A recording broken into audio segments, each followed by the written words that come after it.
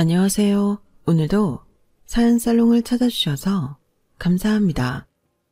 결혼 23년 차 여성이에요. 지난주 수요일이 저희 시아버지 49제였어요. 아버님은 올해 봄에 배장암 판정을 받으시고 투병 생활을 이어가시다가 결국 세상을 떠나시고 말았어요. 작년 이맘때만 해도 손주와 함께 배낭을 짊어지고 유럽으로 배낭여행을 떠나셨던지라 아버님의 죽음이 아직도 실감나지 않아요. 저희 아버님은 제게 있어서 인생의 은인 같은 분이셨어요. 아버님이 없었다면 저는 지금까지 결혼 생활을 이어갈 수 없었을 테니까요. 이제는 저희들 곁을 떠나 하늘나라로 가신 시아버지를 생각하며 사연을 보냅니다. 24년 전, 그러니까 남편과 제가 결혼을 준비하던 때였어요. 양가 부모님께 교제 사실을 알리고 허락을 받던 시기였죠. 저희 부모님은 제가 어릴 때부터 제 결정을 존중해 주시는 편이어서 결혼 문제에 있어서도 응원을 해주시는 분위기였어요. 물론 예비사위 얼굴을 보고 이야기도 나눠보신 후에 내린 결정이었지만요. 하지만 저희 시댁은 달랐어요. 아버님은 회사 일이 바쁘셔서 어머님께 저희 결혼 문제를 이리 마신 상태였고 결정권자인 어머님이 저를 탐탁치 않게 생각하셨거든요. 어머님을 설득하기 위해서 일단 만나 뵙고 인사부터 드리려고 했지만 그마저도 거절하시더라고요. 우리 집 사람이 되래도 아닌데 내가 왜 걔를 만나야 되느냐. 이게 시어머니의 대답이었어요. 한마디로 저라는 사람이 어떤 사람이든 상관없고 그냥 싫다는 거였어요. 아니, 대학 입학도 최소한 학생부랑 수능 점수는 보고 합격과 탈락을 결정하는데 인생에서 가장 중요하다고 할 수 있는 결혼을 이런 식으로 불공정하게 판정을 내려도 되는 건가요? 저는 이 결혼을 못하는 한이 있어도 어머님을 만나 왜 나는 안 되는지 그 이유를 듣고 싶었어요. 그래서 남편을 시켜 어머님과 둘이 데이트를 하는 중에 우연을 가장해 저를 만나는 걸로 계획을 짰어요. 그래서 약속한 그날 저는 엄마랑 백화점에 갔고 남편은 시어머니를 모시고 백화점으로 갔어요. 그렇게 우연을 가장한 만남이었는데 뜻밖의 상황이 벌어진 거예요. 시어머니가 제가 아닌 저희 엄마를 뚫어지게 보시더라고요.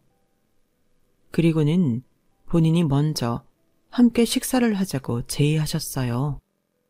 그렇게 백화점 근처 한정식집에서 식사를 하게 되었고 밥을 먹는 동안 시어머니는 저희 엄마한테 이런저런 것들을 물어보셨어요. 나이며 이름, 그 밖에 고향이 어딘지 등을요. 마치 친구 사귈 때 하듯 편하게 질문을 하셔서 저희 엄마도 경계심을 풀고 있는 그대로 대답을 해주었죠. 그랬더니 시어머니가 어떻게 했는지 아세요? 저희 엄마 손을 덥석 잡더니 이러시는 거예요. 엄마를 보면 그 딸을 안다고.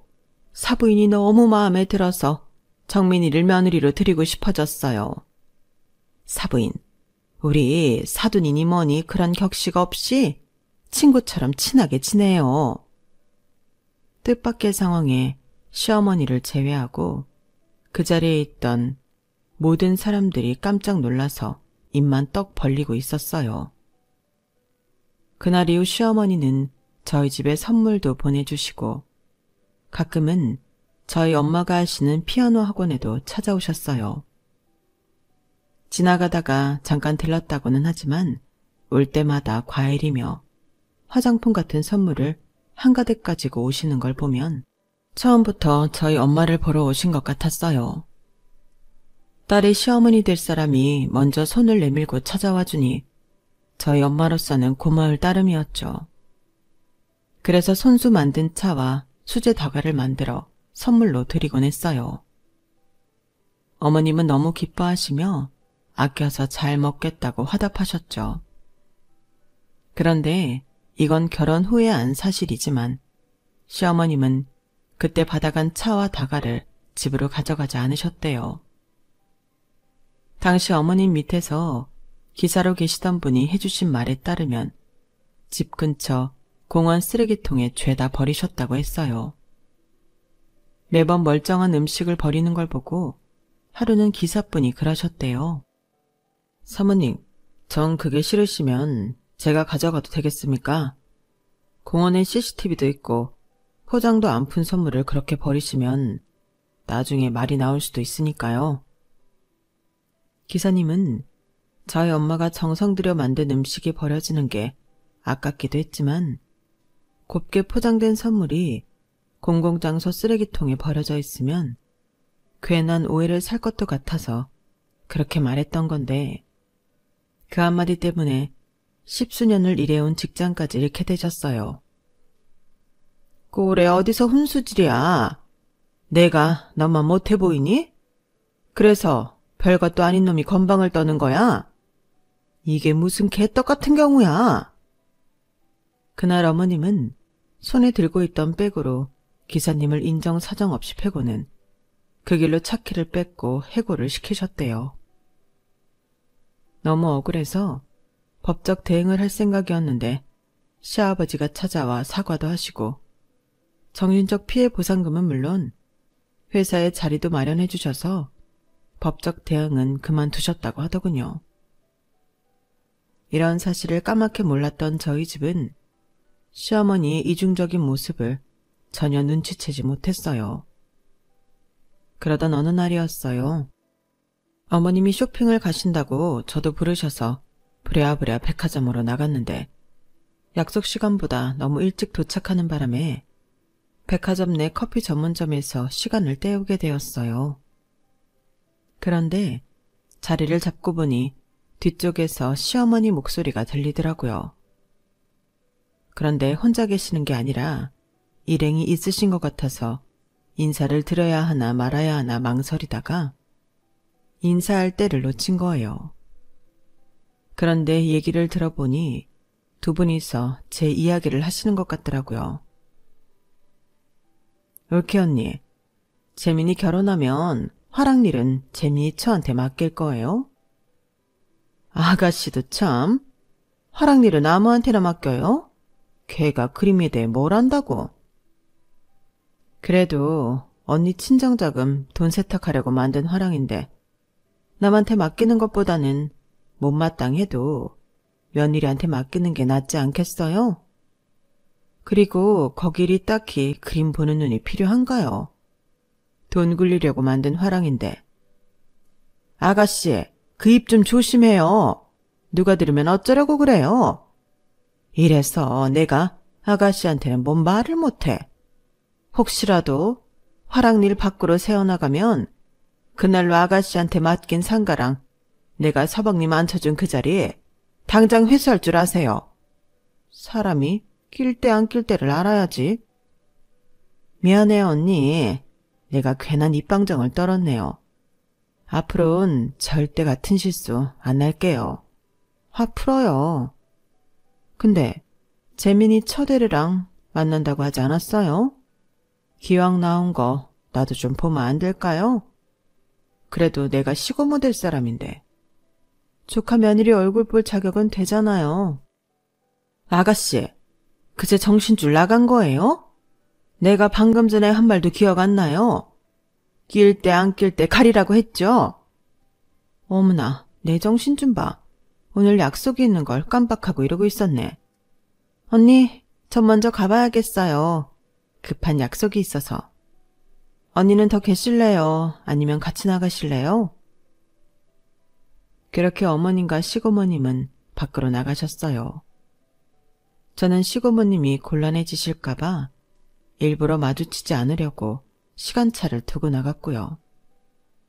그날 시고모님을 만났어야 제 인생이 그렇게 꼬이지 않았을 텐데 지나고 보니 후회가 되긴 하네요. 아무튼 어머님께는 제가 썩 마음에 드는 며느리는 아니었지만 그래도 전처럼 대놓고 반대는 하지 않으셨어요. 오히려 어떻게든 결혼을 시키려고 안달난 사람처럼 저희 결혼을 서두르셨죠. 신혼집이며 결혼식장, 혼수와 예단 문제까지 시어머니는 저희 형편에 맞춰주셨어요. 저희 집이 생활이 어려운 상황은 아니었지만 아무래도 시댁에 비하면 현저히 떨어지긴 했거든요. 엄마는 피아노 학원을 운영하고 계셨고 아빠는 친구분 소유의 마트를 대리 운영하고 계셨어요. 아빠는 제가 중학생 때까지만 해도 유명 신문사 경제부 기자였는데 내부에서 이런저런 일이 있어서 옷을 벗고 나오셨고 그 후로는 친구분 도움으로 마트 운영을 하게 되셨어요. 부모님께서 제게 아빠가 기자를 그만둔 거에 대해 정확한 얘기는 하지 않으셨지만 자의에 의해 그만둔 게 아니라 억울하게 옷을 벗으셨다는 것 정도는 알 수 있었어요. 아빠와 함께 기자 생활을 하시던 동료분들이 저희 집에 찾아와서 하신 얘기를 저도 멀찍이서 들었거든요. 딸인 제가 들어도 속상한 일이었지만 오히려 아빠는 속이 편하다고 하세요. 땀 흘려 일하고 받은 돈으로 소소한 간식거리를 사들고 집으로 돌아오는 길이 그렇게 행복할 수가 없다고요. 전에는 몰랐던 평범한 일상을 한껏 즐길 수 있어서 좋으시다네요. 저 역시 아빠가 전에는 선거철이면 거의 집에도 못 오시고 밤낮 없이 취재하러 다니셨던 걸 생각하면 기자를 그만두신 게 그리 나쁘지만은 않은 것 같았어요. 하지만 지금의 아빠 직업이 시어머니 눈에는 굉장히 하찮게 보였나 봐요. 대놓고 얕잡아보는 말을 하시진 않았지만 저희 집을 생각해주는 척하면서 저희 아빠 직업을 은근히 돌려가게를 하셨거든요. 회사 경영자인 아버님과 비교하면서 말이죠. 어머님이 그렇게 자랑스러워하시는 아버님을 처음 뵌 건 상견례 날이었어요. 아버님은 회사를 운영하고 계셨는데 일이 많이 바쁘신 건지 결혼 전에도 제가 시댁에 찾아갈 때마다 늘 집에 안 계시더라고요. 그래서 그날 처음 뵙게 됐었는데 적어도 저희 엄마는 저희 아버님을 처음 보는 게 아닌 듯 했어요. 아버님도 마찬가지였죠. 두 분은 서로를 보고는 무척 놀란 표정이셨거든요. 어머, 명훈이 오빠? 오빠, 저 기억 안 나세요? 명희 친구 혜정이에요. 장혜정. 그제 아버님은 시어머니 쪽을 힐끗 보시고는 어색한 표정으로 웃으며 대답하셨어요. 아, 그래. 혜정이구나. 기억하지. 그럼 이 아이가 혜정이 딸이니? 네. 세상에 세상 좁다고 하더니 친구 오빠를 사돈으로 만나게 될 줄은 정말 몰랐어요. 어머, 사부인 죄송해요. 제가 너무 정신없이 떠들었죠? 아니에요. 오랜만에 친구 오빠를 만났는데 얼마나 반갑겠어요? 당신도 그렇죠? 이럴 줄 알았으면 아가씨도 부르는 건데 그랬네. 어머님은 묘한 표정을 지으시면서 흥미진진하게 저희 엄마와 아버님을 번갈아 보셨어요. 시작부터 묘한 분위기가 되었던 상견례는 생각보다 무사히 잘 끝났어요. 그런데 집에 돌아오는 차 안에서 아빠가 그러시더라고요. 안 그래도 내가 상견례 전에 사돈에 대해 좀 알아봤는데 대단한 사람이더라고. 경기고 출신에 서울대 상과대 출신으로 장인이 운영하던 회사를 물려받아서 엄청 회사를 키워놨더라고. 그 회사가 장인이 운영할 때 삐끗해서 넘어갈 뻔하던 걸 사돈이 물려받으면서 살려놨다나 봐.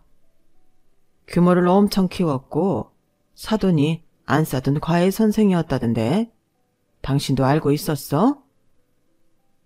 예전에 명의 통해서 들었던 것 같아요. 오빠가 대학 다닐 때 입주과외로 들어갔다고. 그럼 그 집이 안 사둔 친정이었나 보네. 세상 참 좁다고 이런 인연이 있을 줄이야. 부모님은 집에 도착할 때까지 아버님과 어머님에 대한 얘기를 이어갔어요. 그런데 저는 자꾸 시어머니 표정이 걸리더라고요. 얼굴은 분명 웃고 있는 것 같았는데 눈에는 살기가 느껴졌거든요. 은근히 아버님을 자극해 저희 엄마와의 관계를 들추려고 하는 느낌이랄까요? 그런데 얼마 지나지 않아서 그날 제가 받은 인상이 제대로 본 거였다는 걸 알게 되었어요. 저희 집으로 엄마 고등학교 동창이자 제 시아버지의 여동생인 시고모님이 찾아왔거든요. 전에 얼굴은 못 보고 어머님이랑 얘기를 나누는 목소리만 들었던 그분이요. 혜정아, 이게 무슨 일이라니? 아니, 어떻게 이런 일이 있어? 예, 나도 얼마나 놀랐나 몰라. 그런데 세월이 그렇게 흘렀는데도 있지? 명훈이 오빠 얼굴을 보니까 단번에 알아보겠더라. 명훈이 오빠가 원래 키도 크고 훤칠하니 잘생겼었잖아. 나이는 들었어도 중후한 멋이 있는 게 그 얼굴 어디 안 가더라 얘. 너도 참 지금 그게 문제니? 이제 네 딸 어떡해? 너 이 결혼 꼭 시켜야겠어? 지금이라도 물을 생각은 없냔 말이야. 예, 네 딸 그 집에 시집가면 죽어. 맨정신으론 절대 못 산다고. 시고모님 말에 따르면 아버님이 과거에 저희 엄마를 무척 좋아하셨다더군요. 동생 친구였기 때문에 자주 집에 놀러온 저희 엄마를 볼 기회가 많았는데 다른 친구들한테는 관심도 없던 사람이 유독 저희 엄마한테만 달랐다는 거예요. 그러다 아버님은 군에 입대를 했고 그 사이 저희 엄마는 같은 대학 음대에 진학을 했어요. 군 제대 후 캠퍼스에서 저희 엄마와 마주친 아버님은 본격적으로 좋아하는 마음을 키워갔던 모양이에요. 하지만 저희 엄마는 그런 사정을 까맣게 모르고 있었어요. 그 당시 저희 엄마는 타학교에 다니던 저희 아빠랑 연애를 하느라 다른 남자는 눈에도 안 들어왔으니까요. 그렇게 혼자 짝사랑을 하던 아버님은 저희 엄마가 결혼을 하고 이듬해 자신이 가르쳤던 과외학생과 결혼을 하셨어요. 그런데 문제는 그 다음이었죠. 올케가 그걸 안단 말이야. 네가 목석 같은 우리 오빠의 첫사랑인 걸 다 안다고. 내가 앞서 나가는 건지 모르겠지만 아니, 내 예감이 틀림없어. 올케가 정민이를 며느리로 들이려는 거 네 딸이기 때문이야. 자기는 못 가진 우리 오빠 마음을 가져간 너 대신 네 딸을 괴롭히려고 그러는 거라고. 그 말에 저희 엄마는 웃음을 뿜어내셨어요. 이게 무슨 아침 드라마 스토리냐면서 이제 다 늙어서 쭈글쭈글해진 자기 때문에 딸을 며느리로 들여 괴롭히는 게 말이 되냐고 하면서요. 하지만 시고모님은 끝까지 진지하게 결혼을 만류하시다가 집으로 돌아가셨어요. 저도 그때까지는 엄마와 같은 생각이었어요. 아무리 질투가 많아도 두 분이 사귀던 사이도 아니고 일방적으로 아버님 혼자 마음속으로 좋아했던 것 때문에 복수를 한다? 말도 안 되는 소리다 싶었거든요. 그런데 세상엔 일반적이지 않은 사고를 가진 사람도 덜어 있더라고요. 저희 시어머니가 바로 그런 사람이었어요. 결혼식을 올리고 신혼여행에서 돌아온 날부터 시어머니는 본격적으로 저를 괴롭히기 시작했어요. 결혼 전에는 그렇게 온화한 표정으로 저를 마치 딸처럼 아껴주시더니 이제는 아예 대놓고 일하는 사람들 앞에서 무시하고 마치 더러운 배설물을 보는 듯한 표정으로 저를 보곤 하셨어요. 쉬는 날이면 의뢰 저를 불러내서는 어머님이 자주 다니시는 샵을 도는데 운전도 시키고 짐도 들게 하면서 비서 부리듯 하시는 건 기본이었어요. 그렇게 데리고 다니면서 며느리 대접이라도 해주셨다면 저도 이렇게 수치심에 온몸이 부들부들 떨리진 않았을 거예요. 헤어샵이든 마사지샵이든 그 어디를 가서도 어머님은 직원들 앞에서 저희 친정 흉을 보셨어요. 저희 아빠 직업을 들먹이며 사람 우습게 만드는 건 일상이었죠. 야, 네 아버지 요즘도 마트에서 배달하시니? 기왕 배달하는 거 우리 집에도 과일 좀 배달해달라 그래라. 먹고 살기 힘들 텐데 나라도 도와줘야 하지 않겠니? 혜주씨, 여기 헤어샵에도 간식이나 세제 같은 거 떨어지면 우리 며느리한테 얘기해요. 네 아버지가 마트에서 배달하거든. 아는 사람이 팔아줘야지 불쌍해서 어쩌겠어. 안 그래요? 돈은 내가 낼 테니까 필요한 거 있으면 얘기들 해요. 그럴 때면 직원들은 곤란한 표정으로 제 눈치를 살피곤 했어요. 그럴 때마다 저는 입술을 꽉 깨문 채 속으로 분을 삭혀야 했어요. 그 자리에서 따진들 좋은 꼴을 볼 리 없었거든요. 저한테는 이렇게 사악하게 굴면서도 아버님과 제 남편 앞에서는 완전 다른 모습을 보였어요. 하지만 꼬리가 길면 밟힌다고 그런 어머님의 행동을 아버님이 눈치채신 거예요. 그러자 그 후로 시어머니는 아예 보란듯이 아버님 앞에서도 저를 무시하고 말로 비수를 꼽곤 하셨어요. 그러다가도 수틀리면 한 번씩 아버님께도 쏘아붙이곤 하셨죠. 왜요? 내가 당신 첫사랑 딸내미 괴롭힐까봐 걱정돼요? 그래서 그렇게 마누라를 죽일 듯 노려보고 있는 거냐고요? 말해봐요. 아직도 그 여자 마음에 품고 있죠? 며느리 보면서 속으론 첫사랑 떠올리는 거 아니냐고요? 말해봐요. 왜 말을 못하냐고? 악에 받쳐서 미친 듯이 소리를 지르고 그릇장에 장식된 값비싼 그릇들을 죄다 집어 던지고서야 어머님은 마음이 가라앉았는지 평온을 찾은 얼굴로 제게 깨진 그릇들을 치우게 하셨어요. 어머님이 병적으로 히스테리를 부리는 통에 집에서 일하는 분들은 몇 달을 못 넘기고 그만두기 일쑤였고, 그러던 어느 날 어머님이 제 회사로 찾아와 말도 안 되는 짓을 벌이셨어요. 갑자기 전무님실에서 호출이 와서 의아했는데 가보니 어머님이 전무님과 마주 앉아 있더라고요. 두 분은 서로 아는 사이인지 무척이나 편하게 대화를 나누고 있었어요. 그러다 전무님이 저를 보시더니 그러시는 거예요. 여사님 며느리인 줄 알았으면 제가 진작 신경을 쓰는 건데 퇴사를 앞두고서야 알게 되다니 이거 참 아쉽네요. 별 말씀을요. 사모님과 함께 화랑에 들러주세요. 마음에 드실 만한 작품 몇 개 빼놓겠습니다. 사표 수리는 오늘 중으로 할 테니까 가서 어머님 화랑일 도와드려요. 사표라는 말에 저는 당황해서 그게 무슨 말씀이냐고 되물었어요. 그랬더니 어머님이 저 대신 제 사표를 내러 오셨다는 거 있죠. 아닙니다, 전무님. 저는 회사 그만둘 생각이 없습니다. 얘가 또 이런다. 내가 너한테 얼마나 더 부탁을 해야 내 입장을 헤아려 주겠니? 화랑은 어차피 너한테 물려줄 건데 더 늦기 전에 일을 배워놔야지. 전무님 앞에서 내 얼굴 부끄럽게 할 거야? 어머님은 세상 처량한 표정을 지으시며 끝내 당신 멋대로 제 사표를 내셨고, 저는 생각해보겠다는 말로 일단은 전무님 손에서 사표를 빼들고 나왔어요. 그날 밤 남편한테 그간의 일들은 물론 낮에 있었던 일까지 모조리 털어놓았어요. 남편은 왜 진작 말을 하지 않았냐고 나무라더라고요.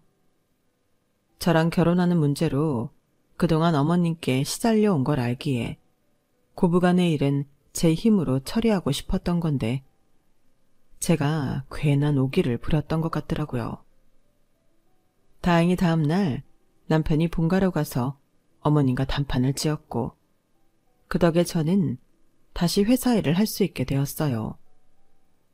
남편이 어머님께 뭐라고 했는지 모르겠지만 그날 이후 어머님은 제 퇴사 문제는 더는 거론하지 않았어요. 그렇게 한시름 놓게 된 줄 알았는데 뜻밖의 복병이 있었더라고요. 저희가 결혼하고 이듬해 시누이가 유학생활을 마치고 한국으로 돌아왔는데 결혼도 안 한 시누이 배가 불뚝 나와 있지 뭐예요. 혼전 임신을 한 거였죠. 남자는 유학생활 중에 만난 남자라는데 아직 학기가 남아서 혼자 먼저 귀국했다더라고요. 먼저 출산을 하고 결혼식은 몸 좀 만들어서 하겠다고 하더군요. 모처럼 집에서 먹고 싶은 거 실컷 먹고 있겠다고 하자 어머님이 손사래를 치셨어요. 이게 미쳤어 정말. 너 이 꼴로 집에 있으면 바로 소문날 텐데 그건 어쩌려고 그래?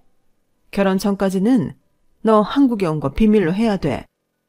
우리 가족에 누구도 알아서는 안 된다고. 어머님은 혹시라도 소문이 나면 안 된다고 저희 집 근처에 집을 구해 시누이를 데려다 놓으셨어요. 본가에는 손님들도 많이 오시기 때문에 시누이의 임신 사실을 들킬지 모른다는 게 이유였죠. 어쩔 수 없는 상황이라서 그때는 저도 반대할 수는 없었어요.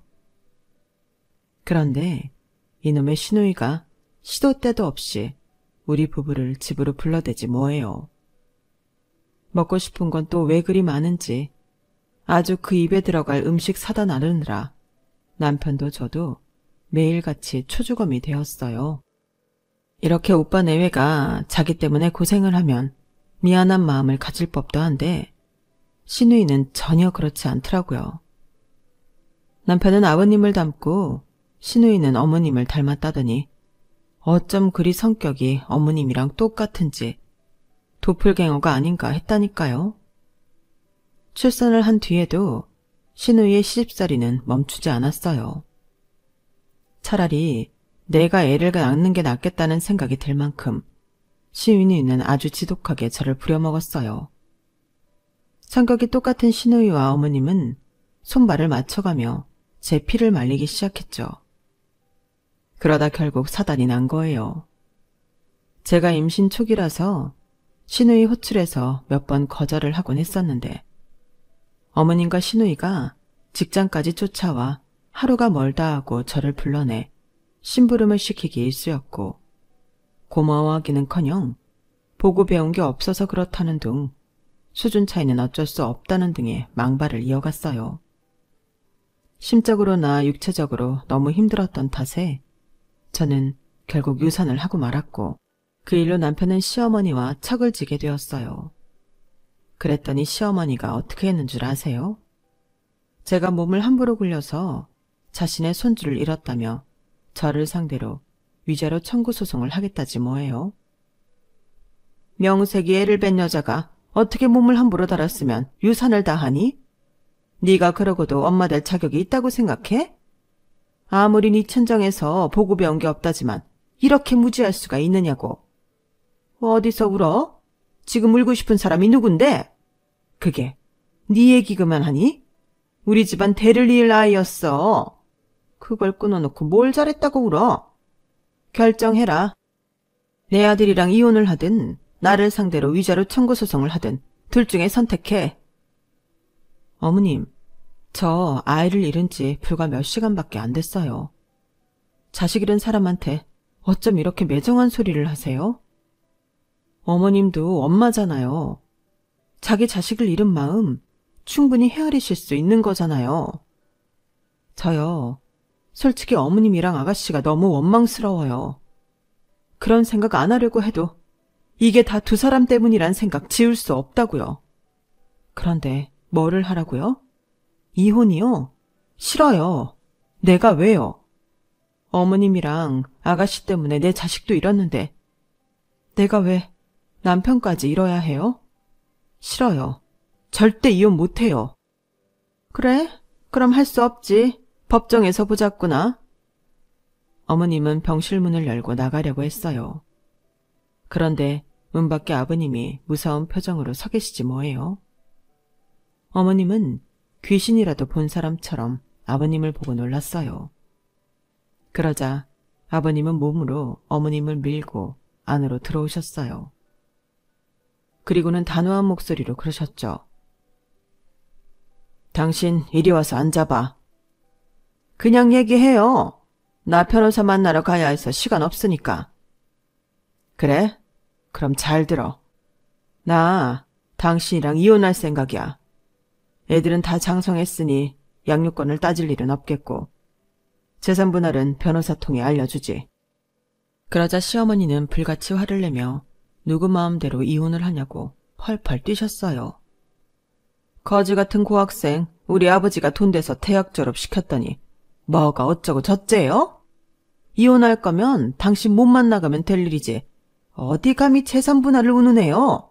주제도 모르고 건방지게 시래. 집이고 돈이고 회사고 어느 것 하나 건들 생각 말고 당신 몸만 빠져나가요. 그럼 이혼해 줄 테니까. 그러자 아버님은 표정 하나 바뀌지 않은 채 담담하게 말씀하셨어요. 당신이 뭘 모르는 모양인데 장인한테 회사를 물려받을 당시 이미 회사는 부도날 위기였어. 당신 외삼촌이 이미 빼갈 수 있는 돈은 다 빼간 상황이었다고. 그 사실을 알고 장인어른이 충격을 받아 세상을 떠나신 거였으니까. 그러니 회사 소유주는 장인이 아니라 나야. 100번 양보해서 그렇다도 쳐요. 그래도 우리 아버지 회사가 살아났잖아요. 그 덕에 당신도 목에 힘주고 산 거고. 그런데 왜 내 아버지 회사를 당신이 가져요? 거지 새끼 밥 먹어요. 목숨줄 이어줬더니 주인집까지 가지러 드는 거예요? 뭐예요? 당신이란 사람은 세월이 흘러도 천박한 건 그대로구만. 좋아. 왜 회사가 내 소유인지 설명해 줄게. 그때 회사를 살릴 수 있었던 건 진 회장님이 빌려주신 투자금 때문이었어. 진 회장님이 회사를 보고 돈을 빌려주신 게 아니라 나, 장명훈을 믿고 빌려주셨다는 건 문서상으로도 남아있으니 변호사 통해 사본을 보내주지. 그리고 집 역시 은행에 담보 잡혀 있어서 넘어갈 위기였던 걸 내 부모님이 선상까지 팔아서 잡아주셨어. 그러니 집의 소유주 역시 당연히 나인 셈이지. 그것 역시 법정에 서게 되면 변호사를 통해 증거자료를 받아볼 수 있을 거야. 당신이 받을 수 있는 건 당신 소유의 화랑 하나뿐이라는 걸 알아둬. 어머님은 길길이 날뛰며 말도 안 된다고 따졌지만 아버님은 눈도 깜빡 안 하셨어요. 어머님이 뒷목을 잡고 시누이와 함께 병실을 나가자 아버님이 제게 사과를 하셨어요. 그날 상견례에서 너희 어머니를 보고 이혼사는 하지 말아야 한다는 걸 알았다. 한 사람이 어떤 마음으로 그 결혼을 추진했는지 단번에 알 수 있었으니까.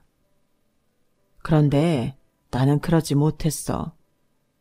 오늘 같은 일이 생긴 것도 따지고 보면 다 내 탓이다. 그러니 나를 원망하려무나. 미안하다, 새아가. 아버님은 축축해진 눈빛으로 제 손을 잡고 사과를 하셨어요. 어머님께는 단 한 번도 보이지 않으셨던 인간적인 모습에 저도 모르게 울컥하더라고요. 오랜 시간 어머님이 저주 섞인 말처럼 처갓집 개처럼 부려먹힌 아버님이 가엾기도 하고 자신에게 애정이 없다는 걸 알면서도 껍데기만 부여잡고 살아온 시어머니도 불쌍했어요. 하지만 그보다 더 불쌍했던 건 세상 빛도 보지 못한 채 세상을 떠나버린 내 아이였어요. 그래서 아버님의 사과에 아무런 대답도 하지 못했어요. 병원에서 퇴원한 저는 직장을 그만두고 한동안 친정엄마 도움을 받아 몸을 추스리는 데 전념했어요.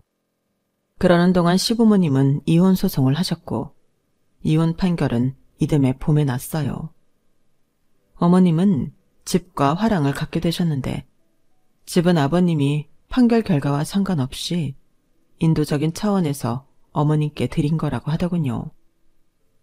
시누이는 돈 때문에 아버님을 따라가겠다고 했지만 아버님이 거절하셨대요. 아들 자식과도 연을 끊게 되었는데 딸이라도 어머님 곁에 있어야 하지 않겠냐고 하시면서 생활비를 대줄 테니 본가에서 어머님을 모시고 살라고 했다더군요.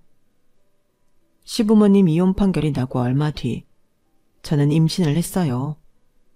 그리고 이듬해 아들을 출산했죠. 그런데 신기한 게 뭔지 아세요?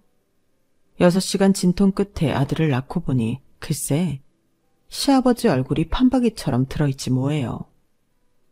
정신없는 와중에도 그 모습에 어찌나 웃음이 나던지 몰라요. 자신을 닮은 손자라 그런지 아버님은 저희 아들을 무척이나 예뻐하셨어요. 그 무뚝뚝하시던 아버님이 손주를 등에 업고 거실 바닥을 기어다니실 정도였으니 말 다 했죠. 아들도 할아버지가 자신을 예뻐하는 걸 알아서 그랬는지 외할아버지보다도 친할아버지를 더 따랐어요. 물론 그 바람에 저희 아빠는 심통을 내곤 하셨지만요. 그럴 때마다 저는 아빠한테 이런 말을 해서 화를 풀어드렸어요. 그래도 엄마는 아빠 차지했잖아. 그럼 됐지 뭐. 그 말에 아빠는 다시 의기양양해지곤 했어요.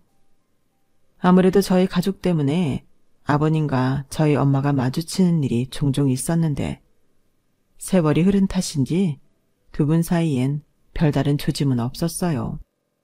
저희 엄마는 사돈과 친구의 오빠 중간쯤으로 저희 아버님을 생각하는 것 같았고 아버님 역시 그런 것 같았으니까요. 다만 저희 아빠만큼은 생각이 달랐어요. 아빠는 자신을 최후의 승자쯤으로 생각하고 계셨거든요. 시부모님이 이혼을 하시고 10년쯤 지났을 때였어요. 시누이가 연락을 했더라고요. 어머님 소유의 화랑이 탈세로 엄청난 벌금과 함께 문을 닫게 되었다고요. 그림을 예술작품으로 보지 않고 돈 세탁을 위한 수단으로만 보더니 결국은 죗값을 치르게 된 거였죠. 어머님은 시누이를 통해 아버님께 대신 벌금을 내달라고 부탁을 했던 모양인데 아버님이 단칼에 거절을 하셨다나 봐요. 그래서 저한테 전화를 했던 거죠. 아버님이 저를 끔찍이 예뻐하시는 걸 알기 때문에 대신 부탁을 들어달라고요. 아가씨, 아버님이 거절하셨다면서요. 그럼 저도 그런 부탁 대신하기 싫어요. 아버님이 싫어하시는 건 저도 싫으니까요. 할 말 끝났으면 전화 끊을게요. 그리곤 앞으로는 이런 일로 전화하지 마세요. 불편합니다. 시누이는 전화기 너머로 제게 쌍욕을 해대며 화를 냈지만 그러거나 말거나입니다. 아쉬운 건 그쪽이지 제가 아니니까요. 아무튼 지난 23년간의 결혼 생활을 돌이켜보면 거의 모든 순간에 아버님이 계셨던 것 같아요. 제가 아들을 출산할 때도 제일 먼저 병원으로 달려와 주신 것도 남편이 아닌 아버님이었고 저희 아들이 놀이터에서 놀다가 그네에서 떨어져 다쳤을 때도 제일 먼저 병원으로 달려와 저를 달래주셨던 것도 아버님이셨거든요. 세상을 떠나실 때까지 마치 저를 딸처럼 아껴주셨고 저희 아빠만큼이나 저를 애틋하게 지켜주셨어요. 매년 제 생일 때마다 손수 선물을 사주시고 남편은 잊고 넘어가는 결혼기념일 때도 고가의 반지며 목걸이를 보내주곤 하셨어요. 며느리 사랑은 시아버지라고 저는 정말 시아버지 사랑을 듬뿍 받고 살았다고 자부해요. 대장암 판정을 받고 병원에 입원해 계실 때도 제 앞에서는 아픈 내색도 않으시고 머리만큼은 늘 말끔하게 정돈된 모습을 보이시라고 베개 밑에 작은 빗을 숨겨두셨던 거 아직도 생각이 나네요. 아버님, 저는요, 아버님 며느리로 살 수 있어서 정말 좋았어요. 다음 생이 있다면 그때는 제가 받은 사랑보다 더 많이 아버님께 돌려드릴게요. 아버님, 사랑합니다. 지금까지 제 사연을 들어주셔서 감사합니다. 소중한 가족들과 마음 나누며 항상 행복하세요. 여러분, 사연 댓글에 응원과 현명한 조언 부탁드려요. 좋아요와 구독은 저에게 큰 힘이 됩니다. 오늘도 좋은 일 가득하세요.